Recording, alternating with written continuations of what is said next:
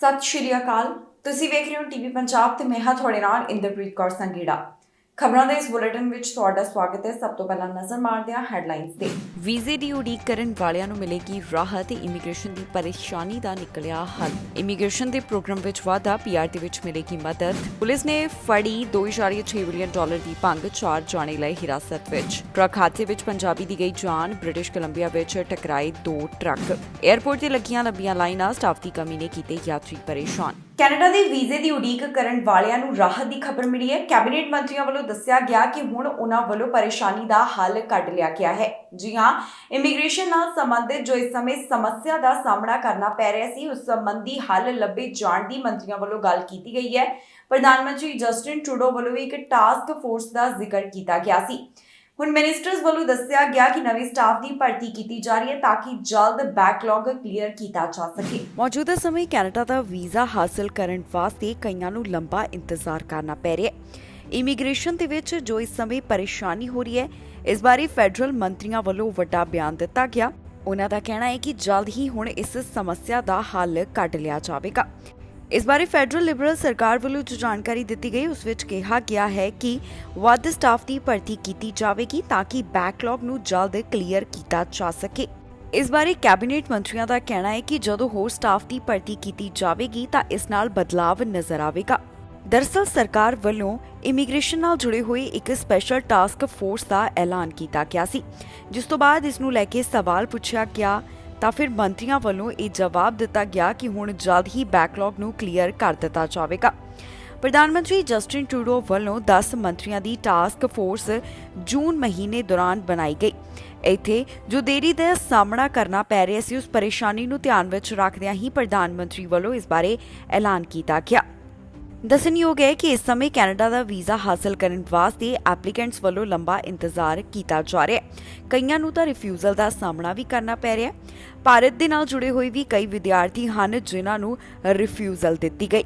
ਇਸ ਤੋਂ ਇਲਾਵਾ ਕਈ ਅਜਿਹੇ ਵਿਦਿਆਰਥੀ ਵੀ ਨੇ ਜਿਨ੍ਹਾਂ ਵੱਲੋਂ ਸਟੂਡੈਂਟ ਵੀਜ਼ਾ ਦਾ ਲੰਬੇ ਸਮੇਂ ਤੋਂ ਇੰਤਜ਼ਾਰ ਕੀਤਾ ਜਾ ਰਿਹਾ ਹੈ। ਸਰਕਾਰ ਦਾ ਇਸ ਸਭ ਬਾਰੇ ਕਹਿਣਾ ਹੈ ਕਿ ਉਹਨਾਂ ਵੱਲੋਂ ਜਲਦ ਹੀ ਸਭ ਦੇ ਉੱਪਰ ਫੈਸਲਾ ਸੁਣਾ ਦਿੱਤਾ ਜਾਵੇਗਾ। ਇਮੀਗ੍ਰੇਸ਼ਨ ਨਾਲ ਜੁੜੇ ਹੋਏ ਇੱਕ ਪਾਇਲਟ ਪ੍ਰੋਗਰਾਮ ਦੇ ਵਿੱਚ ਵਾਧਾ ਕੀਤਾ ਗਿਆ, ਜਿਸ ਨਾਲ ਪੀਆਰ ਹਾਸਲ ਕਰਨ ਵਿੱਚ ਮਦਦ ਮਿਲੇਗੀ। ਇਮੀਗ੍ਰੇਸ਼ਨ ਵਿਭਾਗ ਵੱਲੋਂ ਅੱਜ ਅਪਡੇਟ ਦਿੱਤੀ ਗਈ ਕਿ ਜੋ ਉਹਨਾਂ ਵੱਲੋਂ ਖਾਸ ਪ੍ਰੋਗਰਾਮ ਲਿਆਂਦਾ ਗਿਆ ਸੀ, ਜਿਸ ਪਾਇਲਟ ਪ੍ਰੋਗਰਾਮ ਦੀ ਸ਼ੁਰੂਆਤ ਕੀਤੀ ਗਈ, ਕਾਮਿਆਂ ਦੀ ਘਾਟ ਨੂੰ ਧਿਆਨ ਵਿੱਚ ਰੱਖਦਿਆਂ ਹੁਣ ਇਸ ਵਿੱਚ ਅੱਗੇ ਵਾਧਾ ਕੀਤਾ ਜਾ ਰਿਹਾ ਹੈ, ਜਿਸ ਨਾਲ ਲੋਕ ਆਸਾਨੀ ਨਾਲ ਪੀਆਰ ਹਾਸਲ ਕਰ ਸਕਣਗੇ। ਇਮੀਗ੍ਰੇਸ਼ਨ ਵਿਭਾਗ ਵੱਲੋਂ ਇੱਕ ਪਾਇਲਟ ਪ੍ਰੋਗਰਾਮ ਵਿੱਚ ਵਾਧੇ ਦਾ ਐਲਾਨ ਕੀਤਾ ਗਿਆ। ਹੁਣ ਇਹ ਰੂਰਲ ਅਤੇ ਨਾਰਦਰਨ ਇਮੀਗ੍ਰੇਸ਼ਨ ਪਾਇਲਟ ਪ੍ਰੋਗਰਾਮ 2024 ਤੱਕ ਚੱਲੇਗਾ, ਜਿਸ ਬਾਰੇ ਤਾਜ਼ਾ ਜਾਣਕਾਰੀ ਸਾਂਝੀ ਕੀਤੀ ਗਈ। ਜੀ ਹਾਂ, ਕੈਨੇਡੀਅਨ ਇਮੀਗ੍ਰੇਸ਼ਨ ਵਿਭਾਗ ਵੱਲੋਂ ਦੱਸਿਆ ਗਿਆ ਹੈ ਕਿ ਰੂਰਲ ਅਤੇ ਨਾਰਦਰਨ ਇਮੀਗ੍ਰੇਸ਼ਨ ਪਾਇਲਟ ਪ੍ਰੋਗਰਾਮ ਦੇ ਵਿੱਚ ਉਹਨਾਂ ਵੱਲੋਂ ਹੁਣ ਕੁਝ ਖਾਸ ਬਦਲਾਅ ਕੀਤੇ ਗਏ ਨੇ। ਵਿਭਾਗ ਦੇ ਦੱਸਣ ਮੁਤਾਬਕ ਪ੍ਰੋਗਰਾਮ ਵਿੱਚ ਪੈਂਦੇ ਇਲਾਕਿਆਂ ਦੀਆਂ ਸਰਹੱਦਾਂ ਵਿੱਚ ਵਾਧਾ ਕੀਤਾ ਗਿਆ ਤਾਂ ਜੋ ਵਧੇਰੇ ਬਿਨੈਕਾਰ ਅਤੇ ਨੌਕਰੀ ਹਾਸਲ ਕਰਨ ਵਾਲੇ ਇਸ ਪ੍ਰੋਗਰਾਮ ਦਾ ਲਾਭ ਲੈ ਸਕਣ। ਇਮੀਗ੍ਰੇਸ਼ਨ ਵਿਭਾਗ ਦਾ ਕਹਿਣਾ ਹੈ ਕਿ ਹੈਲਥ ਕੇਅਰ ਅਤੇ ਟ੍ਰੇਡ ਦੇ ਖੇਤਰ ਵਿੱਚ ਇਸ ਸਮੇਂ ਵਰਕਰਸ ਦੀ ਘਾਟ ਨੂੰ ਪੂਰਾ ਕਰਨ ਵਾਸਤੇ ਉਹਨਾਂ ਵੱਲੋਂ ਕੁਝ ਬਦਲਾਅ ਕੀਤੇ ਜਾ ਰਹੇ ਨੇ। ਜ਼ਿਕਰਯੋਗ ਹੈ ਕਿ ਕੈਨੇਡਾ ਦੇ ਪੇਂਡੂ ਇਲਾਕਿਆਂ ਵਿੱਚ ਕਾਮਿਆਂ ਦੀ ਘਾਟ ਨੂੰ ਪੂਰਾ ਕਰਨ ਵਾਸਤੇ ਇਮੀਗ੍ਰੇਸ਼ਨ ਵਿਭਾਗ ਵੱਲੋਂ ਸਾਲ 2019 ਵਿੱਚ ਇਸ ਪ੍ਰੋਗਰਾਮ ਦੀ ਸ਼ੁਰੂਆਤ ਕੀਤੀ ਗਈ। ਇਹ ਪ੍ਰੋਗਰਾਮ ਅਗਸਤ 2024 ਤੱਕ ਚੱਲੇਗਾ। ਇਸ ਪ੍ਰੋਗਰਾਮ ਅਧੀਨ ਪੂਰੇ ਦੇਸ਼ ਵਿੱਚ 11 ਅਜਿਹੇ ਇਲਾਕੇ ਹਨ ਜਿਨ੍ਹਾਂ ਵਿੱਚ ਬਿਨੈਕਾਰ ਅਪਲਾਈ ਕਰਕੇ ਕੈਨੇਡਾ ਦੀ ਪੀਆਰ ਹਾਸਲ ਕਰ ਸਕਦੇ ਨੇ। ਇਨ੍ਹਾਂ ਇਲਾਕਿਆਂ ਵਿੱਚ 5 ਓਨਟਾਰੀਓ, 2 ਮੈਨੀਟੋਬਾ, 1 ਸਸਕੈਚੁਆਨ, 1 ਐਲਬਰਟਾ ਤੇ 2 ਬ੍ਰਿਟਿਸ਼ ਕੋਲੰਬੀਆ ਵਿੱਚ ਸਥਿਤ ਹਨ। ਇਮੀਗ੍ਰੇਸ਼ਨ ਮੰਤਰੀ ਵੱਲੋਂ ਵੀ ਇਸ ਬਾਰੇ ਜਾਣਕਾਰੀ ਸਾਂਝੀ ਕੀਤੀ ਗਈ ਹੈ। ਇਮੀਗ੍ਰੇਸ਼ਨ ਮੰਤਰੀ ਦਾ ਕਹਿਣਾ ਹੈ ਕਿ ਹੁਣ ਕਾਮਿਆਂ ਦੀ ਜੋ ਘਾਟ ਹੈ ਉਸ ਨੂੰ ਪੂਰਾ ਕੀਤਾ ਜਾਵੇਗਾ। ਇਮੀਗ੍ਰੇਸ਼ਨ ਵਿਭਾਗ ਦੇ ਨਿਯਮਾਂ ਵਿੱਚ ਬਦਲਾਅ ਕਰਨ ਤੋਂ ਬਾਅਦ ਓਨਟਾਰੀਓ ਦੇ ਨਾਰਥ ਵੇ, ਸਡਬਰੀ ਅਤੇ ਟਿਮਨਸ, ਸਸਕੈਚੁਆਨ ਦੇ ਮੂਸ ਜਾਂ ਫਿਰ ਬ੍ਰਿਟਿਸ਼ ਕੋਲੰਬੀਆ ਪ੍ਰੋਵਿੰਸ ਦੇ ਵੈਸਟ ਕੂਟਨੀ ਤੇ ਵਰਨਨ ਇਲਾਕਿਆਂ ਵਿੱਚ ਸਰਹੱਦਾਂ ਅੰਦਰ ਵਾਧਾ ਕੀਤਾ ਜਾ ਰਿਹਾ ਹੈ। ਇਸ ਦੇ ਨਾਲ ਹੁਣ ਇਨ੍ਹਾਂ ਇਲਾਕਿਆਂ ਵਿੱਚ ਹੋਰ ਨੌਕਰੀਆਂ ਦੇਣ ਸੰਬੰਧੀ ਪ੍ਰੋਗਰਾਮ ਨੂੰ ਅੱਗੇ ਵਧਾਇਆ ਜਾ ਰਿਹਾ ਹੈ। ਇਸ ਨਾਲ ਫਾਇਦਾ ਇਹ ਹੋਵੇਗਾ ਕਿ ਬਿਨੈਕਾਰ ਆਪਣੀ ਪੀਆਰ ਲੈ ਸਕਣਗੇ। ਇਸ ਤੋਂ ਇਲਾਵਾ ਦੱਸ ਦਈਏ ਕਿ ਇਮੀਗ੍ਰੇਸ਼ਨ ਵਿਭਾਗ ਵੱਲੋਂ ਕੁਝ ਅੰਕੜੇ ਵੀ ਜਾਰੀ ਕੀਤੇ ਗਏ, ਜਿਨ੍ਹਾਂ ਮੁਤਾਬਕ ਸਾਲ 2022 ਦੌਰਾਨ ਹੁਣ ਤੱਕ ਇਸ ਪ੍ਰੋਗਰਾਮ ਦਾ 1130 ਬਿਨੈਕਾਰਾਂ ਵੱਲੋਂ ਲਾਭ ਲਿਆ ਗਿਆ ਹੈ। ਜੋ ਕਿ ਇਸ ਦਾ ਲਾਭ ਲੈਂਦਿਆਂ ਕੈਨੇਡਾ ਪਹੁੰਚ ਚੁੱਕੇ ਨੇ। ਨਸ਼ੇ ਖਿਲਾਫ ਪੁਲਿਸ ਵੱਲੋਂ ਕਾਰਵਾਈ ਕੀਤੀ ਗਈ, ਜਿੱਥੇ ਉਹਨਾਂ ਨੇ $2 ਮਿਲੀਅਨ ਤੋਂ ਵੱਧ ਦੀ ਭੰਗ ਬਰਾਮਦ ਕੀਤੀ ਹੈ। ਕਾਰਵਾਈ ਕਰਦਿਆਂ 4 ਜਾਣਿਆਂ ਨੂੰ ਹਿਰਾਸਤ ਵਿੱਚ ਲਿਆ ਗਿਆ, ਜਿਨ੍ਹਾਂ ਉੱਪਰ ਚਾਰजेस ਵੀ ਲਗਾਏ ਜਾ ਚੁੱਕੇ ਨੇ। ਓਨਟਾਰੀਓ ਪੁਲਿਸ ਵੱਲੋਂ ਨਸ਼ੇ ਖਿਲਾਫ ਵੱਡੀ ਕਾਰਵਾਈ ਕੀਤੀ ਗਈ, ਜਿੱਥੇ ਉਹਨਾਂ ਨੇ $2.6 ਮਿਲੀਅਨ ਦੀ ਭੰਗ ਬਰਾਮਦ ਕੀਤੀ ਹੈ। ਇਹ ਭੰਗ ਦੀ ਬਰਾਮਦਗੀ ਕਮਰਸ਼ੀਅਲ ਬਿਲਡਿੰਗ 'ਚੋਂ ਹੋਈ, ਜਿਸ ਬਾਰੇ ਹੁਣ ਤੱਕ ਦੀ ਜਾਣਕਾਰੀ ਅਧਿਕਾਰੀਆਂ ਵੱਲੋਂ ਸਾਂਝੀ ਕੀਤੀ ਗਈ ਹੈ। ਦੱਸਿਆ ਜਾ ਰਿਹਾ ਹੈ ਕਿ ਇਸ ਮਾਮਲੇ ਦੇ ਸੰਬੰਧ ਵਿੱਚ 4 ਲੋਕਾਂ ਖਿਲਾਫ ਚਾਰजेस ਲਗਾਏ ਗਏ। ਇਹ 4 ਜਾਣੇ ਟੋਰਾਂਟੋ ਨਾਲ ਸੰਬੰਧਿਤ ਦੱਸੇ ਗਏ ਹਨ, ਜਿਨ੍ਹਾਂ ਵੱਲੋਂ ਗੈਰ ਕਾਨੂੰਨੀ ਢੰਗ ਦੇ ਨਾਲ ਭੰਗ ਉਗਾਈ ਜਾ ਰਹੀ ਸੀ। ਇਹ ਭੰਗ ਦੇ ਬੂਟੇ ਉਹਨਾਂ ਵੱਲੋਂ ਆਪਣੇ ਘਰ ਦੇ ਬਾਹਰ ਉਗਾਏ ਗਏ, ਜਿਸ ਤੋਂ ਬਾਅਦ ਓਨਟਾਰੀਓ ਪੁਲਿਸ ਨੇ ਇਹਨਾਂ ਖਿਲਾਫ ਕਾਰਵਾਈ ਕੀਤੀ ਹੈ। ਓਨਟਾਰੀਓ ਪੁਲਿਸ ਦਾ ਕਹਿਣਾ ਹੈ ਕਿ ਉਹਨਾਂ ਦੇ ਹੱਥ 2600 ਤੋਂ ਵੱਧ ਗੈਰ ਕਾਨੂੰਨੀ ਬੂਟੇ ਲੱਗੇ ਹਨ, ਜੋ ਕਿ ਉਹਨਾਂ ਨੂੰ ਕਮਰਸ਼ੀਅਲ ਬਿਲਡਿੰਗ ਵਿੱਚ ਮਿਲੇ। ਇਹ ਕਮਰਸ਼ੀਅਲ ਬਿਲਡਿੰਗ ਟਿਲ ਸੌਂਗਬਰਗ ਦੇ ਨਾਲ ਸੰਬੰਧਿਤ ਦੱਸੀ ਗਈ। ਜਾਣਕਾਰੀ ਮੁਤਾਬਕ 25 ਅਗਸਤ ਨੂੰ 10:30 ਦੇ ਕਰੀਬ ਓਨਟਾਰੀਓ ਪੁਲਿਸ ਵੱਲੋਂ ਸਰਚ ਵਾਰੰਟ ਚਲਾਇਆ ਜਾ ਰਿਹਾ ਸੀ, ਜਿੱਥੇ ਉਹਨਾਂ ਨੂੰ $2.6 ਮਿਲੀਅਨ ਦੀ ਕੈਨੇਬੀਜ਼ ਬਰਾਮਦ ਹੋਈ ਹੈ। ਇਸ ਤੋਂ ਬਾਅਦ ਪੁਲਿਸ ਵੱਲੋਂ 4 ਜਾਣਿਆਂ ਖਿਲਾਫ ਕਾਰਵਾਈ ਕੀਤੀ ਗਈ, ਜਿਨ੍ਹਾਂ ਦੀ ਉਮਰ 46, 43 ਅਤੇ 38 ਸਾਲ ਦੱਸੀ ਗਈ ਹੈ। ਇਹਨਾਂ ਨੂੰ ਕਾਰਵਾਈ ਕਰਦਿਆਂ ਹਿਰਾਸਤ ਵਿੱਚ ਲਿਆ ਗਿਆ। ਪੁਲਿਸ ਅਧਿਕਾਰੀਆਂ ਵੱਲੋਂ ਇਹਨਾਂ ਉੱਪਰ ਚਾਰजेस ਵੀ ਲਗਾਏ ਗਏ ਹਨ। ਫਿਲਹਾਲ ਪੁਲਿਸ ਦਾ ਕਹਿਣਾ ਹੈ ਕਿ ਇਸ ਮਾਮਲੇ ਸੰਬੰਧੀ ਵਧੇਰੇ ਜਾਂਚ ਪੜਤਾਲ ਕੀਤੀ ਜਾ ਰਹੀ ਹੈ। ਦੱਸ ਦਈਏ ਕਿ ਇਸ ਤੋਂ ਪਹਿਲਾਂ ਵੀ ਇਸ ਤਰ੍ਹਾਂ ਦੇ ਕਈ ਮਾਮਲੇ ਸਾਹਮਣੇ ਆ ਚੁੱਕੇ ਨੇ, ਜਿੱਥੇ ਗੈਰ ਕਾਨੂੰਨੀ ਢੰਗ ਦੇ ਨਾਲ ਉਗਾਈ ਜਾਣ ਵਾਲੀ ਤੇ ਇੰਪੋਰਟ ਕੀਤੇ ਜਾਣ ਵਾਲੀ ਭੰਗ ਪੁਲਿਸ ਵੱਲੋਂ ਬਰਾਮਦ ਕੀਤੀ ਗਈ। ਤੇ ਹੁਣ ਇਹ ਤਾਜ਼ਾ ਜਾਣਕਾਰੀ ਵੀ ਅਧਿਕਾਰੀਆਂ ਵੱਲੋਂ ਦਿੱਤੀ ਗਈ ਹੈ, ਜਿੱਥੇ ਉਹਨਾਂ ਦੱਸਿਆ ਕਿ ਵੱਡੀ ਮਾਤਰਾ ਦੇ ਵਿੱਚ ਨਸ਼ਾ ਉਹਨਾਂ ਦੇ ਹੱਥ ਲੱਗਾ ਹੈ। ਕੈਨੇਡਾ ਦੇ ਸੂਬੇ ਬ੍ਰਿਟਿਸ਼ ਕੋਲੰਬੀਆ ਵਿੱਚ ਇੱਕ ਵੱਡਾ ਸੜਕ ਹਾਦਸਾ ਵਾਪਰਿਆ, ਜਿੱਥੇ 2 ਟਰੱਕ ਹਾਦਸੇ ਦਾ ਸ਼ਿਕਾਰ ਹੋਏ। ਇਸ ਹਾਦਸੇ ਵਿੱਚ ਇੱਕ ਪੰਜਾਬੀ ਨੌਜਵਾਨ ਦੀ ਮੌਤ ਹੋ ਗਈ, ਜਿਸ ਦੀ ਪਹਿਚਾਣ ਵੀ ਪੁਲਿਸ ਵੱਲੋਂ ਜਨਤਕ ਕੀਤੀ ਗਈ। ਖਬਰ ਬ੍ਰਿਟਿਸ਼ ਕੋਲੰਬੀਆ ਸੂਬੇ ਤੋਂ ਸਾਹਮਣੇ ਆਈ ਹੈ, ਜਿੱਥੇ 2 ਟਰੱਕਾਂ ਦੀ ਟੱਕਰ ਹੋ ਗਈ। ਇਸ ਟੱਕਰ ਦੇ ਵਿੱਚ ਪੰਜਾਬੀ ਮੂਲ ਦੇ ਨੌਜਵਾਨ ਦੀ ਮੌਤ ਹੋ ਗਈ, ਜਿਸ ਬਾਰੇ RCMP ਵੱਲੋਂ ਜਾਣਕਾਰੀ ਸਾਂਝੀ ਕੀਤੀ ਗਈ। ਜਾਣਕਾਰੀ ਮੁਤਾਬਕ ਇਹ ਹਾਦਸਾ ਬ੍ਰਿਟਿਸ਼ ਕੋਲੰਬੀਆ ਦੇ ਸ਼ਹਿਰ ਗੋਲਡਨ ਨਜ਼ਦੀਕ ਵਾਪਰਿਆ, ਜਿੱਥੇ 2 ਟਰੱਕਾਂ ਦੀ ਆਪਸ ਵਿੱਚ ਟੱਕਰ ਹੋ ਗਈ। ਹਾਦਸੇ ਵਿੱਚ ਪੰਜਾਬੀ ਨੌਜਵਾਨ ਦੀ ਮੌਤ ਹੋਣ ਦੇ ਬਾਰੇ ਜਾਣਕਾਰੀ ਦਿੱਤੀ ਗਈ ਹੈ, ਜਿਸ ਦੀ ਪਹਿਚਾਣ 31 ਸਾਲਾ ਜਗਸੀਰ ਗਿੱਲ ਦੇ ਤੌਰ ਦੇ ਉੱਪਰ ਦੱਸੀ ਗਈ ਹੈ। RCMP ਵੱਲੋਂ ਦੱਸਿਆ ਗਿਆ ਕਿ ਉਹ ਮੌਕੇ ਦੇ ਉੱਪਰ ਪਹੁੰਚੇ ਨੇ ਤੇ ਪ੍ਰੈਸ ਰਿਲੀਜ਼ ਦੇ ਵਿੱਚ ਉਹਨਾਂ ਨੇ ਹਾਦਸੇ ਦੇ ਬਾਰੇ ਹੋਰ ਵੀ ਡਿਟੇਲ ਦਿੱਤੀ। ਫਿਲਹਾਲ ਇਸ ਪ੍ਰੈਸ ਰਿਲੀਜ਼ ਵਿੱਚ ਮ੍ਰਿਤਕਾਂ ਦੀ ਕੁੱਲ ਗਿਣਤੀ ਸਾਂਝੀ ਨਹੀਂ ਕੀਤੀ ਗਈ, ਪਰ ਇਹ ਜ਼ਰੂਰ ਦੱਸਿਆ ਗਿਆ ਹੈ ਕਿ ਉਹਨਾਂ ਨੂੰ ਸ਼ੱਕ ਹੈ ਕਿ ਇਸ ਹਾਦਸੇ ਵਿੱਚ 3 ਲੋਕਾਂ ਦੀ ਜਾਨ ਚਲੀ ਗਈ, ਪਰ RCMP ਨੂੰ ਹੁਣ ਤੱਕ ਸਿਰਫ 2 ਦੇ ਬਾਰੇ ਹੀ ਪਤਾ ਲੱਗਿਆ ਹੈ। ਹੁਣ ਕਿਹਾ ਜਾ ਰਿਹਾ ਹੈ ਕਿ ਹਾਦਸੇ ਵਾਲੀ ਥਾਂ ਦੇ ਉੱਪਰ ਫੋਰੈਂਸਿਕ ਟੀਮ ਵੱਲੋਂ ਜਾਂਚ ਕੀਤੀ ਜਾਵੇਗੀ।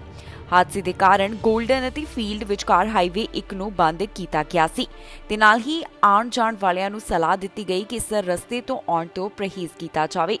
ਫਿਲਹਾਲ ਪੁਲਿਸ ਦਾ ਕਹਿਣਾ ਹੈ ਕਿ ਉਹ ਮਾਮਲੇ ਦੀ ਜਾਂਚ ਕਰ ਰਹੇ ਨੇ। ਜੇਕਰ ਕਿਸੇ ਨੂੰ ਵੀ ਇਸ ਹਾਦਸੇ ਦੇ ਬਾਰੇ ਕੋਈ ਜਾਣਕਾਰੀ ਹੋਵੇ ਤਾਂ ਉਹਨਾਂ ਨਾਲ 2503442221 ਦੇ ਉੱਪਰ ਕਾਲ ਕਰਕੇ ਜਾਣਕਾਰੀ ਸਾਂਝੀ ਕੀਤੀ ਜਾ ਸਕਦੀ ਹੈ। ਫਿਲਹਾਲ ਇਸ ਸਾਰੇ ਮਾਮਲੇ ਦੀ ਛਾਣਬੀਣ ਕੀਤੀ ਜਾ ਰਹੀ ਹੈ, ਜਿਸ ਤੋਂ ਬਾਅਦ ਬਾਕੀ ਦੀ ਜਾਣਕਾਰੀ ਪੁਲਿਸ ਵੱਲੋਂ ਸਾਂਝੀ ਕੀਤੀ ਜਾਵੇਗੀ। ਕਿਊਬੈਕ ਦੇ ਵਿੱਚ 3 ਅਕਤੂਬਰ ਨੂੰ ਚੋਣਾਂ ਹੋਣ ਜਾ ਰਹੀਆਂ ਨੇ। ਇਹਨਾਂ ਚੋਣਾਂ ਤੋਂ ਪਹਿਲਾਂ ਵੱਖ-ਵੱਖ ਸਿਆਸੀ ਪਾਰਟੀਆਂ ਵੱਲੋਂ ਚੋਣ ਸਰਗਰਮੀਆਂ ਸ਼ੁਰੂ ਕਰ ਦਿੱਤੀਆਂ ਗਈਆਂ ਨੇ। ਪਾਰਟੀਆਂ ਵੱਲੋਂ ਚੋਣ ਪ੍ਰਚਾਰ ਆਰੰਭ ਦਿੱਤਾ ਗਿਆ।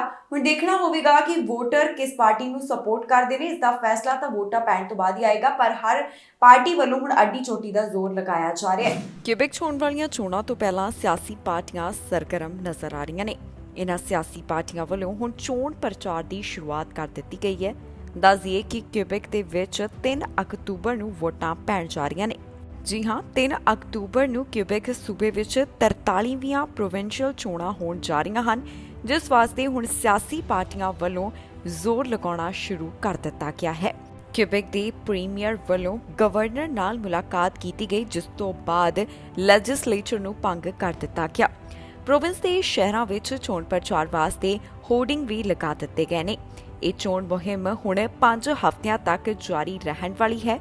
ਇਨ੍ਹਾਂ ਚੋਣਾਂ ਤੋਂ ਪਹਿਲਾਂ ਕਿਊਬੈਕ ਲਿਬਰਲ ਵੱਲੋਂ ਆਪਣੀ ਪ੍ਰੈਸ ਕਾਨਫਰੰਸ ਦੌਰਾਨ ਚੋਣ ਮੁੱਦਿਆਂ ਨਾਲ ਜਾਣੂ ਕਰਵਾਇਆ ਗਿਆ।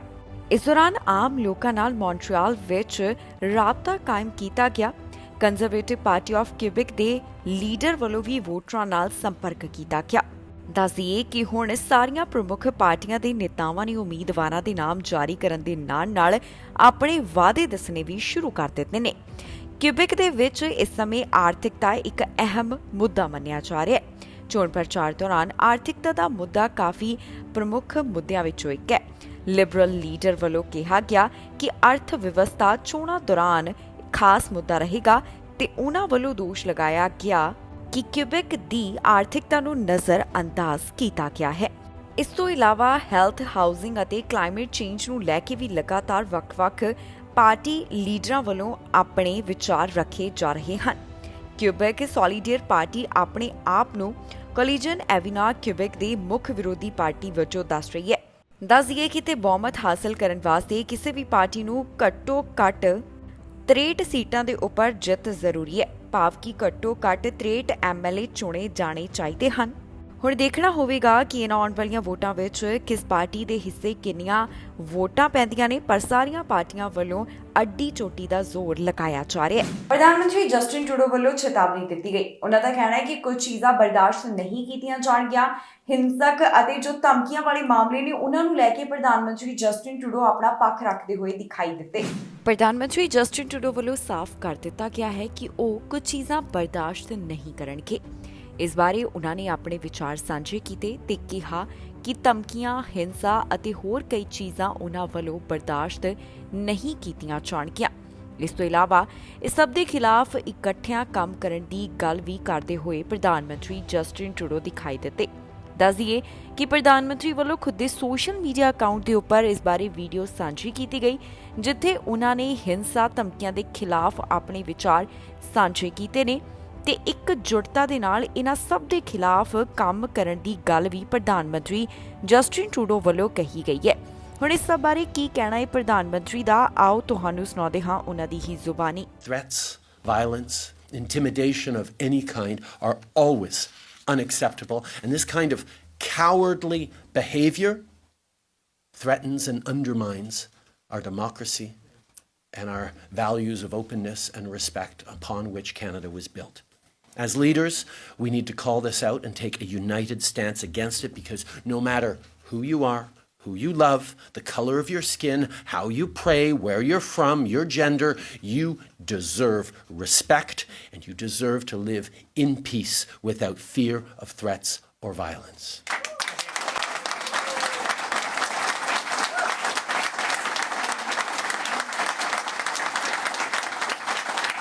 And I can tell you that I, our colleagues on this stage, and indeed our government will always fight for this, particularly true today as we celebrate Pride in our capital city. ਇੱਕ ਹਾਦਸੇ ਵਿੱਚ 6 ਜਾਣਿਆਂ ਦੀ ਮੌਤ ਹੋ ਗਈ। ਇੱਕ ਵਾਹਨ ਹਾਦਸੇ ਦਾ ਸ਼ਿਕਾਰ ਹੋਇਆ, ਜਿਸ ਵਿੱਚ 6 ਜਾਣੇ ਸਵਾਰ ਸਨ ਤੇ ਉਹਨਾਂ ਨੇ ਦਮ ਤੋੜ ਦਿੱਤਾ।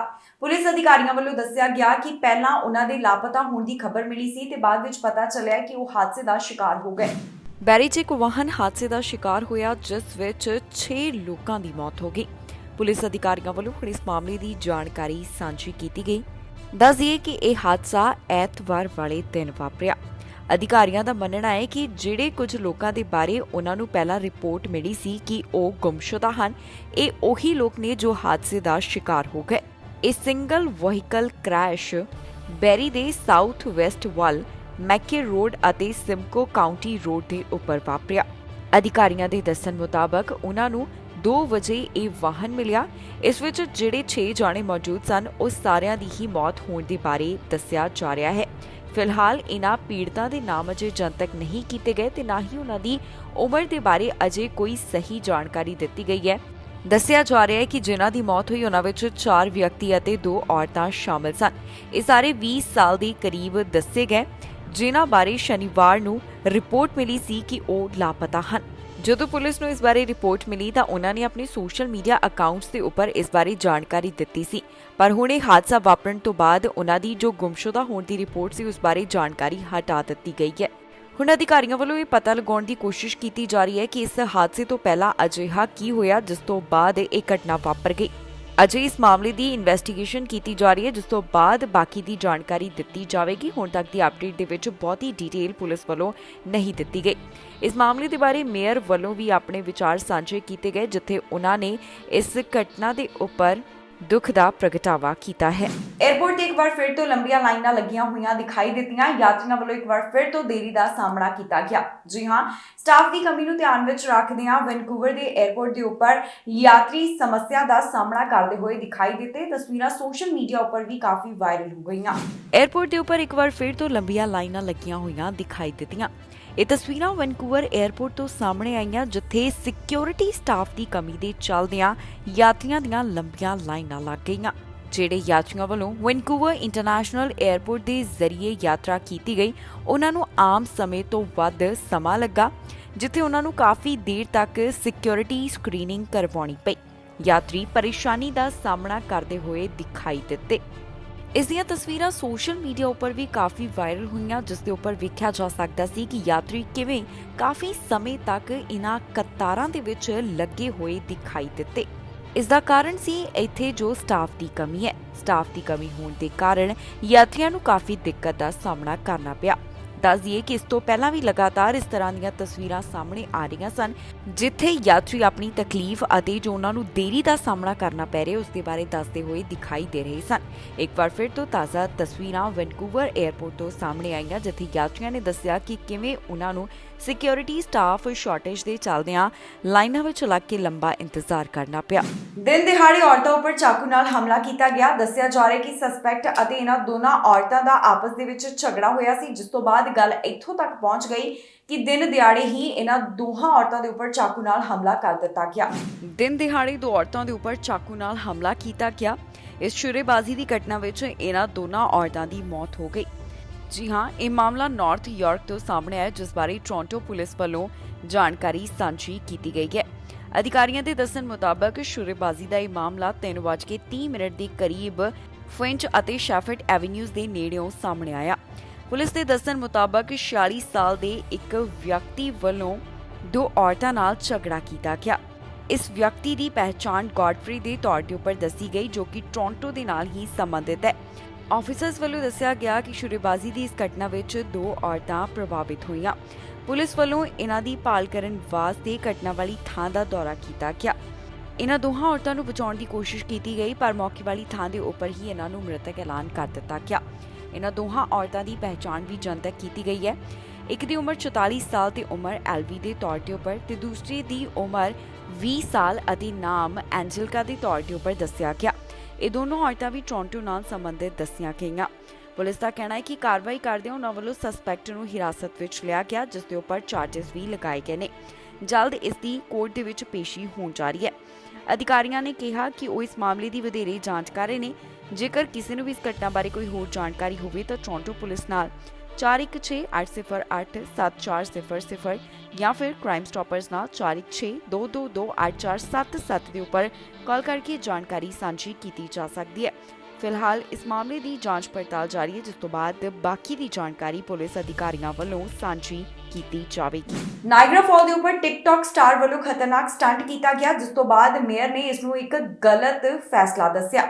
ਮੇਅਰ ਵੱਲੋਂ ਕਿਹਾ ਗਿਆ ਕਿ ਇਸ ਤਰ੍ਹਾਂ ਦੇ ਸਟੰਟ ਕਰਨਾ ਖਤਰਨਾਕ ਸਾਬਿਤ ਹੋ ਸਕਦਾ ਹੈ। ਦੱਸ ਦਈਏ, ਟਿਕਟੌਕ ਸਟਾਰ ਨਾਇਗਰਾ ਫਾਲ ਦੇ ਉੱਪਰ ਅਲੱਗ-ਅਲੱਗ ਥਾਵਾਂ ਦੇ ਉੱਪਰ ਖਤਰਨਾਕ ਤਰੀਕੇ ਨਾਲ ਤਸਵੀਰਾਂ ਲੈਂਦਾ ਹੋਇਆ ਦਿਖਾਈ ਦਿੱਤਾ। ਇੱਕ ਟਿਕਟੌਕ ਸਟਾਰ ਨੇ ਨਾਇਗਰਾ ਫਾਲ ਦੇ ਉੱਪਰ ਜਾ ਕੇ ਸਟੰਟ ਕੀਤਾ ਤਾਂ ਫਿਰ ਮੇਅਰ ਨੇ ਇਸ ਨੂੰ ਇੱਕ ਘਟੀਆ ਆਈਡੀਆ ਦੱਸ ਦਿੱਤਾ। ਜੀ ਹਾਂ, ਨਾਇਗਰਾ ਫਾਲ ਦੇ ਉੱਪਰ ਇੱਕ ਟਿਕਟੌਕ ਸਟਾਰ ਅਲੱਗ-ਅਲੱਗ ਜਗ੍ਹਾ ਦੇ ਉੱਪਰ ਜਾ ਕੇ ਖਤਰਨਾਕ ਤਰੀਕੇ ਨਾਲ ਤਸਵੀਰਾਂ ਲੈਂਦਾ ਹੋਇਆ ਦਿਖਾਈ ਦਿੱਤਾ, ਜਿਸ ਤੋਂ ਬਾਅਦ ਮੇਅਰ ਬੋਲੇ ਹਨ ਤੇ ਉਹਨਾਂ ਵੱਲੋਂ ਇਸ ਵੀਡੀਓ ਨੂੰ ਲੈ ਕੇ ਆਪਣੇ ਵਿਚਾਰ ਸਾਂਝੇ ਕੀਤੇ। ਦੱਸ ਦਈਏ ਕਿ ਹੁਣ ਤੱਕ ਇਸ ਵੀਡੀਓ ਨੂੰ 4 ਦਿਨਾਂ ਵਿੱਚ ਹੀ 1,50,000 ਵਿਊ ਮਿਲ ਚੁੱਕੇ ਨੇ। ਇਸ ਵੀਡੀਓ ਨੂੰ ਇੱਕ ਟਿਕਟੌਕ ਯੂਜ਼ਰ ਵੱਲੋਂ ਆਪਣੇ ਸੋਸ਼ਲ ਮੀਡੀਆ ਅਕਾਊਂਟ ਦੇ ਉੱਪਰ ਪਾਇਆ ਗਿਆ, ਜਿੱਥੇ ਵੇਖਿਆ ਜਾ ਸਕਦਾ ਹੈ ਕਿ ਨਾਇਗਰਾ ਫਾਲ ਦੇ ਕੰਢੇ ਦੇ ਉੱਪਰ ਕਿਵੇਂ ਅਲੱਗ-ਅਲੱਗ ਜਗ੍ਹਾ ਤੋਂ ਉਹ ਤਸਵੀਰਾਂ ਖਿੱਚ ਰਿਹਾ ਹੈ। ਇਸ ਤਰ੍ਹਾਂ ਤਸਵੀਰਾਂ ਲੈਣੀਆਂ ਕਾਫੀ ਖਤਰਨਾਕ ਸਾਬਿਤ ਹੋ ਸਕਦੀਆਂ ਨੇ। ਵੀਡੀਓ ਸਾਂਝੀ ਕਰਦਿਆਂ ਇਸ ਟਿਕਟੌਕ ਸਟਾਰ ਨੇ ਦੱਸਿਆ ਹੈ ਕਿ ਉਹ ਇੱਕ ਪ੍ਰੋਫੈਸ਼ਨਲ ਡੇਅਰ ਡੈਵਿਲ ਹੈ ਤੇ ਨਾਲ ਹੀ ਉਸਨੇ ਬਾਕੀਆਂ ਨੂੰ ਚੇਤਾਵਨੀ ਦਿੱਤੀ ਕਿ ਉਹ ਅਜਿਹਾ ਕਰਨ ਦੀ ਕੋਸ਼ਿਸ਼ ਬਿਲਕੁਲ ਵੀ ਨਾ ਕਰਨ। ਬਾਅਦ ਨਾਇਗਰਾ ਦੇ ਮੇਅਰ ਵੱਲੋਂ ਇਸ ਨੂੰ ਲੈ ਕੇ ਆਪਣੇ ਵਿਚਾਰ ਸਾਂਝੇ ਕੀਤੇ ਗਏ। ਉਹਨਾਂ ਨੇ ਕਿਹਾ ਕਿ ਇਸ ਤਰੀਕੇ ਦਾ ਸਟੰਟ ਕਰਨਾ ਇੱਕ ਘਟੀਆ ਆਈਡੀਆ ਹੈ। ਮੇਅਰ ਕਹਿੰਦੇ ਨੇ ਕਿ ਇਸ ਤਰ੍ਹਾਂ ਛੋਟੇ ਬੱਚਿਆਂ ਨੂੰ ਇੱਕ ਗਲਤ ਸੰਦੇਸ਼ ਮਿਲਦਾ ਹੈ ਤੇ ਉਹ ਵੀ ਇਸ ਤਰ੍ਹਾਂ ਦੀ ਹਰਕਤ ਕਰਨ ਦੀ ਕੋਸ਼ਿਸ਼ ਕਰ ਸਕਦੇ ਹਨ। ਨਿਊਟਨ ਦੇ ਵਿੱਚ ਹਾਦਸਾ ਵਾਪਰਿਆ ਜਿੱਥੇ ਰਾਹਗੀਰ ਨੂੰ ਵਾਹਨ ਦੀ ਟੱਕਰ ਲੱਗੀ ਹੈ। ਸਰੀ ਆਰਸੀਐਮਪੀ ਵੱਲੋਂ ਇਸ ਘਟਨਾ ਦੀ ਜਾਣਕਾਰੀ ਸਾਂਝੀ ਕੀਤੀ ਗਈ ਜਿੱਥੇ ਉਹਨਾਂ ਨੇ ਦੱਸਿਆ ਕਿ ਵਾਹਨ ਦੀ ਟੱਕਰ ਰਾਹਗੀਰ ਨੂੰ ਲੱਗ ਗਈ। ਨਿਊਟਨ ਦੇ ਵਿੱਚ ਇੱਕ ਹਾਦਸਾ ਵਾਪਰਿਆ ਜਿਸ ਦੌਰਾਨ ਰਾਹਗੀਰ ਜ਼ਖਮੀ ਹੋਇਆ ਹੈ। ਸਰੀ ਆਰਸੀਐਮਪੀ ਵੱਲੋਂ ਹੁਣ ਇਸ ਘਟਨਾ ਦੇ ਬਾਰੇ ਜਾਣਕਾਰੀ ਸਾਂਝੀ ਕੀਤੀ ਗਈ ਹੈ। ਸਰੀ ਆਰਸੀਐਮਪੀ ਦੇ ਦੱਸਣ ਮੁਤਾਬਕ ਰਾਹਗੀਰ ਨੂੰ ਟੱਕਰ ਲੱਗਣ ਤੋਂ ਬਾਅਦ ਜ਼ਖਮੀ ਹਾਲਤ ਵਿੱਚ ਹਸਪਤਾਲ ਭਰਤੀ ਕਰਵਾਇਆ ਗਿਆ। ਇਸ ਰਾਹਗੀਰ ਨੂੰ ਨਿਊਟਨ ਦੇ ਵਿੱਚ ਇੱਕ ਵਾਹਨ ਦੀ ਟੱਕਰ ਲੱਗ ਗਈ। ਸਰੀ ਆਰਸੀਐਮਪੀ ਵੱਲੋਂ ਹੁਣ ਤੱਕ ਦੀ ਅਪਡੇਟ ਦੇ ਵਿੱਚ ਦੱਸਿਆ ਗਿਆ ਕਿ ਇਹ ਮਾਮਲਾ ਐਤਵਾਰ ਵਾਲੇ ਦਿਨ 7:30 ਦੇ ਕਰੀਬ ਸ਼ਾਮ ਵੇਲੇ 140 ਸਟਰੀਟ ਦੇ 7500 ਬਲਾਕ ਦੇ ਨੇੜਿਓਂ ਸਾਹਮਣੇ ਆਇਆ। ਹੁਣ RCMP criminal collision investigation team ਵੱਲੋਂ ਇਸ ਹਾਦਸੇ ਦੇ ਬਾਰੇ ਜਾਂਚ ਕੀਤੀ ਜਾ ਰਹੀ ਹੈ। ਉਹਨਾਂ ਦਾ ਕਹਿਣਾ ਸੀ ਕਿ ਵਾਹਨ ਨੂੰ ਚਲਾਉਣ ਵਾਲਾ ਡਰਾਈਵਰ ਅਤੇ ਹੋਰ ਕੁਝ ਵਿਟਨੈਸਸ ਮੌਕੇ ਵਾਲੀ ਥਾਂ ਦੇ ਉੱਪਰ ਹੀ ਮੌਜੂਦ ਸੀ ਜਿਨ੍ਹਾਂ ਵੱਲੋਂ ਜਾਂਚ ਵਿੱਚ ਸਹਿਯੋਗ ਦਿੱਤਾ ਗਿਆ। ਆਰਸੀਐਮਪੀ ਵੱਲੋਂ ਕਿਹਾ ਗਿਆ ਕਿ ਮਾਮਲੇ ਦੀ ਉਹ ਜਾਂਚ ਕਰ ਰਹੇ ਨੇ ਪਰ ਜੇਕਰ ਕਿਸੇ ਨੂੰ ਹੋਰ ਕੋਈ ਜਾਣਕਾਰੀ ਹੋਵੇ ਜਾਂ ਫਿਰ ਕਿਸੇ ਕੋਈ ਡੈਸ਼ ਕੈਮ ਫੁਟੇਜ ਹੈ ਤਾਂ ਸਰੀ ਆਰਸੀਐਮਪੀ ਨਾਲ 6045990502 ਦੇ ਉੱਪਰ ਸੰਪਰਕ ਕਰਕੇ ਜਾਣਕਾਰੀ ਸਾਂਝੀ ਕੀਤੀ ਜਾ ਸਕਦੀ ਹੈ। ਫਿਲਹਾਲ ਇਸ ਮਾਮਲੇ ਸੰਬੰਧੀ ਵਧੇਰੇ ਜਾਂਚ ਪੜਤਾਲ ਜਾਰੀ ਹੈ। ਪੀੜਤ ਦੀ ਪਹਿਚਾਣ ਅਜੇ ਤੱਕ ਜਨਤਕ ਨਹੀਂ ਕੀਤੀ ਗਈ। ਅਮਰੀਕਾ ਦੇ ਇੱਕ ਗੁਰੂ ਘਰ ਵਿੱਚ ਗੋਲੀਆਂ ਚੱਲਣ ਦਾ ਮਾਮਲਾ ਸਾਹਮਣੇ ਆਇਆ। ਸਟਾਕਟਨ ਤੋਂ ਇਹ ਖਬਰ ਸਾਹਮਣੇ ਆਈ ਸੀ ਜਿੱਥੇ ਗੁਰੂ ਘਰ ਦੇ ਵਿੱਚ ਗੋਲੀਆਂ ਚੱਲੀਆਂ। ਗੋਲੀਆਂ 3 ਜਾਣਿਆਂ ਨੂੰ ਲੱਗੀਆਂ। 3 ਜਾਣੇ ਜ਼ਖਮੀ ਹੋਏ ਜਿਨ੍ਹਾਂ ਨੂੰ ਹਸਪਤਾਲ ਵਿੱਚ ਭਰਤੀ ਕਰਵਾਇਆ ਗਿਆ। ਮਾਮਲੇ ਨਾਲ ਜੁੜੇ ਹੋਏ 2 ਸਸਪੈਕਟ ਮੰਨੇ ਜਾ ਰਹੇ ਨੇ ਜਿਨ੍ਹਾਂ ਦੀ ਭਾਲ ਅਜੇ ਵੀ ਜਾਰੀ ਹੈ। ਇਹ ਜ਼ਰੂਰ ਪੁਲਿਸ ਵੱਲੋਂ ਸਪਸ਼ਟ ਕੀਤਾ ਗਿਆ ਕਿ ਜਿਨ੍ਹਾਂ ਨੂੰ ਗੋਲੀਆਂ ਲੱਗੀਆਂ ਉਹ ਤਿੰਨੋਂ ਹੀ ਸਿੱਖ ਸਨ। ਕੈਲੀਫੋਰਨੀਆ ਦੇ ਗੁਰੂ ਘਰ ਵਿੱਚ ਗੋਲੀਆਂ ਚੱਲਣ ਦਾ ਜੋ ਮਾਮਲਾ ਸਾਹਮਣੇ ਆਇਆ, ਇਸ ਸੰਬੰਧੀ ਪੁਲਿਸ ਵੱਲੋਂ ਸਸਪੈਕਟ ਦੀ ਭਾਲ ਕੀਤੀ ਜਾ ਰਹੀ ਹੈ। ਜੀ ਹਾਂ, ਕੈਲੀਫੋਰਨੀਆ ਦੇ ਸਟਾਕਟਨ ਦੇ ਗੁਰੂ ਘਰ ਦੇ ਵਿੱਚ ਗੋਲੀਆਂ ਚੱਲੀਆਂ ਜਿਸ ਤੋਂ ਬਾਅਦ 3 ਜਾਣਿਆਂ ਨੂੰ ਗੋਲੀ ਲੱਗਣ ਤੋਂ ਬਾਅਦ ਹਸਪਤਾਲ ਭਰਤੀ ਕਰਵਾਇਆ ਗਿਆ। ਅਧਿਕਾਰੀਆਂ ਵੱਲੋਂ ਜੋ ਹੁਣ ਤੱਕ ਇਸ ਮਾਮਲੇ ਦੀ ਅਪਡੇਟ ਦਿੱਤੀ ਗਈ ਉਸ ਵਿੱਚ ਦੱਸਿਆ ਗਿਆ ਕਿ ਇੱਥੇ ਗੁਰਦੁਆਰੇ ਵਿੱਚ ਗੋਲੀਆਂ 6:42 ਦੇ ਕਰੀਬ ਸ਼ਾਮ ਵੇਲੇ ਚੱਲੀਆਂ ਨੇ। ਇਸ ਗੋਲੀਬਾਰੀ ਦੀ ਘਟਨਾ ਵਿੱਚ 3 ਵਿਅਕਤੀ ਜ਼ਖਮੀ ਹੋਏ ਜਿਨ੍ਹਾਂ ਦੀ ਉਮਰ 32, 28 ਅਤੇ 27 ਸਾਲ ਦੇ ਕਰੀਬ ਦੱਸੀ ਗਈ। ਇਨ੍ਹਾਂ 3 ਜਾਣਿਆਂ ਨੂੰ ਜ਼ਖਮੀ ਹਾਲਤ ਵਿੱਚ ਹਸਪਤਾਲ ਭਰਤੀ ਕਰਵਾਇਆ ਗਿਆ ਜਿੱਥੇ ਉਹਨਾਂ ਦਾ ਇਲਾਜ ਚੱਲ ਰਿਹਾ ਹੈ। ਫਿਲਹਾਲ ਇਨ੍ਹਾਂ 3 ਪੀੜਤਾਂ ਦੀ ਪਹਿਚਾਣ ਅਜੇ ਤੱਕ ਪੁਲਿਸ ਵੱਲੋਂ ਜਨਤਕ ਨਹੀਂ ਕੀਤੀ ਗਈ। ਪੁਲਿਸ ਦਾ ਮੰਨਣਾ ਹੈ ਕਿ ਇਸ ਗੁਰੂ ਘਰ ਦੇ ਵਿੱਚ ਹੋਏ ਗੋਲੀਬਾਰੀ ਦੇ ਮਾਮਲੇ ਨਾਲ 2 ਸਸਪੈਕਟ ਜੁੜੇ ਹੋਏ ਹਨ। ਅਧਿਕਾਰੀਆਂ ਦਾ ਕਹਿਣਾ ਹੈ ਕਿ ਇੱਥੇ ਸਸਪੈਕਟ ਅਤੇ ਪੀੜਤਾਂ ਦਾ ਆਪਸ ਦੇ ਵਿੱਚ ਝਗੜਾ ਹੋਇਆ ਸੀ ਜਿਸ ਤੋਂ ਬਾਅਦ ਗੱਲ ਇੱਥੋਂ ਤੱਕ ਪਹੁੰਚ ਗਈ ਕਿ ਗੋਲੀਆਂ ਚੱਲ ਗਈਆਂ। ਫਿਲਹਾਲ ਅਜੇ ਇਸ ਬਾਰੇ ਬਹੁਤੀ ਡਿਟੇਲ ਪੁਲਿਸ ਵੱਲੋਂ ਜਨਤਕ ਨਹੀਂ ਕੀਤੀ ਗਈ। ਉਹਨਾਂ ਦਾ ਕਹਿਣਾ ਹੈ ਕਿ ਮਾਮਲੇ ਦੀ ਜਾਂਚ ਕੀਤੀ ਜਾ ਰਹੀ ਹੈ ਜਿਸ ਤੋਂ ਬਾਅਦ ਬਾਕੀ ਦੀ ਜਾਣਕਾਰੀ ਦਿੱਤੀ ਜਾਵੇਗੀ। ਹੁਣ ਤੱਕ ਦੀ ਅਪਡੇਟ ਦੇ ਵਿੱਚ ਪੁਲਿਸ ਵੱਲੋਂ ਇਹਨਾਂ ਗੱਲਾਂ ਦਾ ਜ਼ਿਕਰ ਕੀਤਾ ਗਿਆ ਹੈ ਕਿ ਗੋਲੀਬਾਰੀ ਦੀ ਇਸ ਘਟਨਾ ਵਿੱਚ 3 ਜ਼ਖਮੀ ਹੋਏ। ਸਸਪੈਕਟ ਦੀ ਭਾਲ ਕੀਤੀ ਜਾ ਰਹੀ ਹੈ। ਕਈ ਕੈਨੇਡਾ ਵਾਲੇ ਆਪਣਾ ਘਰ ਨਹੀਂ ਲੈ ਸਕਣਗੇ। ਇੱਕ ਸਰਵੇ ਤੋਂ ਇਸ ਬਾਰੇ ਜਾਣਕਾਰੀ ਸਾਹਮਣੇ ਆਈ ਜਿੱਥੇ ਪਤਾ ਚੱਲਿਆ ਹੈ ਕਿ 4 ਵਿੱਚੋਂ 1 ਕੈਨੇਡੀਅਨ ਦਾ ਮੰਨਣਾ ਹੈ ਕਿ ਕਦੇ ਵੀ ਉਹ ਆਪਣਾ ਘਰ ਨਹੀਂ ਖਰੀਦ ਸਕਣਗੇ। ਇਸ ਤੋਂ ਇਲਾਵਾ ਹੋਰ ਵੀ ਕਈ ਚੀਜ਼ਾਂ ਇਸ ਸਰਵੇ ਤੋਂ ਨਿਕਲ ਕੇ ਸਾਹਮਣੇ ਆਈਆਂ। ਦੱਸ ਦਈਏ ਕਿ ਇਸ ਸਮੇਂ ਕੈਨੇਡਾ ਦੇ ਵਿੱਚ ਹਾਊਸਿੰਗ ਮਾਰਕੀਟ ਕਾਫੀ ਠੰਡੀ ਪੈ ਗਈ ਹੈ। ਘਰਾਂ ਦੀਆਂ ਕੀਮਤਾਂ ਵਿੱਚ ਗਿਰਾਵਟ ਅਤੇ ਇਸ ਤੋਂ ਬਾਅਦ ਘਰ ਖਰੀਦਣ ਵਾਲਿਆਂ ਦੇ ਵਿੱਚ ਵੀ ਕਮੀ ਦੇਖਣ ਨੂੰ ਮਿਲ ਰਹੀ ਹੈ। ਕਈ ਕੈਨੇਡੀਅਨਸ ਅਜਿਹੇ ਨੇ ਜਿਨ੍ਹਾਂ ਨੂੰ ਲੱਗਦਾ ਹੈ ਕਿ ਉਹ ਕਦੇ ਵੀ ਆਪਣਾ ਘਰ ਨਹੀਂ ਖਰੀਦ ਸਕਣਗੇ। ਜੀ ਹਾਂ, 4 ਵਿੱਚੋਂ ਹਰ ਇੱਕ ਕੈਨੇਡੀਅਨ ਨੂੰ ਅਜਿਹਾ ਲੱਗਦਾ ਹੈ। ਇਸ ਬਾਰੇ ਇੱਕ ਸਰਵੇ ਤੋਂ ਜਾਣਕਾਰੀ ਸਾਹਮਣੇ ਆਈ ਜਿਸ ਵਿੱਚ ਹੋਰ ਵੀ ਕਈ ਗੱਲਾਂ ਦਾ ਜ਼ਿਕਰ ਕੀਤਾ ਗਿਆ। ਦਰਅਸਲ ਕੈਨੇਡਾ ਦੇ ਵਿੱਚ ਇਸ ਸਮੇਂ ਹਾਊਸਿੰਗ ਮਾਰਕੀਟ ਕਾਫੀ ਠੰਡੀ ਪਈ ਹੋਈ ਹੈ। ਘਰਾਂ ਦੀਆਂ ਕੀਮਤਾਂ ਪਹਿਲਾਂ ਦੇ ਮੁਕਾਬਲੇ ਕਾਫੀ ਹੇਠਾਂ ਆ ਗਈਆਂ ਪਰ ਫਿਰ ਵੀ ਘਰ ਖਰੀਦਣ ਵਾਲਿਆਂ ਦੀ ਬਹੁਤੀ ਰੁਚੀ ਦਿਖਾਈ ਨਹੀਂ ਦੇ ਰਹੀ। ਇਸ ਦਾ ਵੱਡਾ ਕਾਰਨ ਹੈ ਜੋ ਬੈਂਕ ਆਫ ਕੈਨੇਡਾ ਵੱਲੋਂ ਵਿਆਜ ਦਰਾਂ ਵਿੱਚ ਵਾਧਾ ਕੀਤਾ ਗਿਆ। ਇਸ ਸਭ ਦੌਰਾਨ ਇੱਕ ਆਨਲਾਈਨ ਸਰਵੇ ਕਰਵਾਇਆ ਗਿਆ ਜੋ ਕਿ ਜੂਨ ਮਹੀਨੇ ਦੌਰਾਨ ਲੈਜਰ ਵੱਲੋਂ ਕਰਵਾਇਆ ਗਿਆ ਸੀ। ਇਸ ਵਿੱਚ 2003 ਕੈਨੇਡੀਅਨਸ ਨੂੰ ਸ਼ਾਮਿਲ ਕੀਤਾ ਗਿਆ ਜਿਨ੍ਹਾਂ ਦੀ ਉਮਰ 26 ਸਾਲ ਤੋਂ 41 ਸਾਲ ਦੇ ਕਰੀਬ ਦੱਸੀ ਗਈ। ਇਸ ਤੋਂ ਪਤਾ ਚੱਲਿਆ ਕਿ ਓਨਟਾਰੀਓ ਵਿੱਚ ਜ਼ਿਆਦਾਤਰ ਅਜਿਹੇ ਲੋਕ ਨੇ ਜਿਨ੍ਹਾਂ ਨੂੰ ਲੱਗਦਾ ਹੈ ਕਿ ਉਹ ਕਦੇ ਵੀ ਘਰ ਦੇ ਮਾਲਕ ਨਹੀਂ ਬਣ ਸਕਣਗੇ। ਇਸ ਬਾਰੇ ਵੀ ਖੁਲਾਸਾ ਇਸ ਪੋਲ ਤੋਂ ਹੀ ਹੋਇਆ ਹੈ ਜਿਸ ਵਿੱਚ ਅੰਕੜਾ 31% ਦਾ ਦੱਸਿਆ ਜਾ ਰਿਹਾ ਹੈ। ਕਿਊਬਿਕ ਦੇ ਵਿੱਚ ਅਜਿਹੇ ਲੋਕਾਂ ਦਾ ਅੰਕੜਾ 15% ਦਾ ਹੈ ਜਿਹੜੇ ਕਹਿੰਦੇ ਨੇ ਕਿ ਕਦੇ ਵੀ ਉਹ ਹੋਮ ਓਨਰ ਨਹੀਂ ਬਣ ਸਕਣਗੇ। ਇਸ ਸਰਵੇ ਦੇ ਵਿੱਚ ਇਹ ਵੀ ਗੱਲ ਨਿਕਲ ਕੇ ਸਾਹਮਣੇ ਆਈ ਹੈ ਕਿ 68% ਬਿਨਾਂ ਘਰ ਵਾਲੇ ਅਜਿਹੇ ਨੇ ਜਿਹੜੇ ਚਾਹੁੰਦੇ ਨੇ ਕਿ ਉਹਨਾਂ ਵਾਸਤੇ ਘਰ ਖਰੀਦਣਾ ਜ਼ਰੂਰੀ ਹੈ। ਕੁਝ ਲੋਕ ਅਜਿਹੇ ਵੀ ਨੇ ਜਿਨ੍ਹਾਂ ਦਾ ਕਹਿਣਾ ਹੈ ਕਿ ਉਹ ਇੱਕ ਦਿਨ ਜ਼ਰੂਰ ਆਪਣਾ ਘਰ ਖਰੀਦ ਲੈਣਗੇ। ਇਸ ਤੋਂ ਇਲਾਵਾ ਇਹ ਵੀ ਪਤਾ ਚੱਲਿਆ ਕਿ 60% ਬ੍ਰਿਟਿਸ਼ ਕੋਲੰਬੀਆ ਵਾਸੀ ਮੰਨਦੇ ਨੇ ਕਿ ਉਹ ਕਦੇ ਵੀ ਘਰ ਨਹੀਂ ਖਰੀਦ ਸਕਣਗੇ ਕਿਉਂਕਿ ਉਹ ਘਰ ਖਰੀਦਣਾ ਅਫੋਰਡ ਨਹੀਂ ਕਰ ਸਕਦੇ। ਹੁਣ ਇਸ ਸਰਵੇ ਤੋਂ ਕਾਫੀ ਗੱਲਾਂ ਨਿਕਲ ਕੇ ਸਾਹਮਣੇ ਆਈਆਂ ਜਿਸ ਵਿੱਚ ਪਤਾ ਚੱਲਿਆ ਕਿ ਕਿੰਨੇ ਲੋਕਾਂ ਦੀ ਘਰ ਖਰੀਦਣ ਦੇ ਵਿੱਚ ਦਿਲਚਸਪੀ ਹੈ, ਕਿੰਨੇ ਲੋਕ ਘਰ ਨਹੀਂ ਖਰੀਦਣਾ ਚਾਹੁੰਦੇ ਤੇ ਕਿੰਨਿਆਂ ਨੂੰ ਲੱਗਦਾ ਹੈ ਕਿ ਉਹ ਕਦੇ ਵੀ ਘਰ ਖਰੀਦ ਨਹੀਂ ਸਕਣਗੇ। ਇਸ ਦੇ ਨਾਲ ਹੀ ਜਾਂਦੇ ਇੱਕ ਵਾਰ ਫਿਰ ਤੋਂ ਨਜ਼ਰ ਮਾਰਦੇ ਹਾਂ ਹੈਡਲਾਈਨਸ ਤੇ। ਵੀਜ਼ੇ ਦੀ ਉਡੀਕ ਕਰਨ ਵਾਲਿਆਂ ਨੂੰ ਮਿਲੇਗੀ ਰਾਹਤ ਤੇ ਇਮੀਗ੍ਰੇਸ਼ਨ ਦੀ ਪਰੇਸ਼ਾਨੀ ਦਾ ਨਿਕਲਿਆ ਹੱਲ। ਇਮੀਗ੍ਰੇਸ਼ਨ ਦੇ ਪ੍ਰੋਗਰਾਮ ਵਿੱਚ ਵਾਧਾ, ਪੀਆਰ ਦੇ ਵਿੱਚ ਮਿਲੇਗੀ ਮਦਦ। ਪੁਲਿਸ ਨੇ ਫੜੀ $2.6 ਬਿਲੀਅਨ ਦੀ ਭੰਗ, 4 ਜਾਣੇ ਲਏ ਹਿਰਾਸਤ ਵਿੱਚ। ਟਰੱਕ ਹਾਦਸੇ ਵਿੱਚ ਪੰਜਾਬੀ ਦੀ ਗਈ ਜਾਨ, ਬ੍ਰਿਟਿਸ਼ ਕੋਲੰਬੀਆ ਵਿੱਚ ਟਕਰਾਏ 2 ਟਰੱਕ। 에ਅਰਪੋਰਟ ਤੇ ਲੱਗੀਆਂ ਲੰਬੀਆਂ ਲਾਈਨਾਂ, ਸਟਾਫ ਦੀ ਕਮੀ ਨੇ ਕੀਤੇ ਯਾਤਰੀ ਪਰੇਸ਼ਾਨ। ਖਬਰਾਂ ਦੇ ਇਸ ਬੁਲੇਟਿਨ ਵਿੱਚ ਇੰਨਾ ਹੀ। ਫਿਲਹਾਲ ਮੈਨੂੰ ਇੰਦਰਪ੍ਰੀਤ ਕੌਰ ਸੰਗੇੜਾ ਨੂੰ ਦਿਓ ਇਜਾਜ਼ਤ ਤੇ ਤੁਸੀਂ ਵੇਖਦੇ ਰਹੋ ਟੀਵੀ ਪੰਜਾਬ।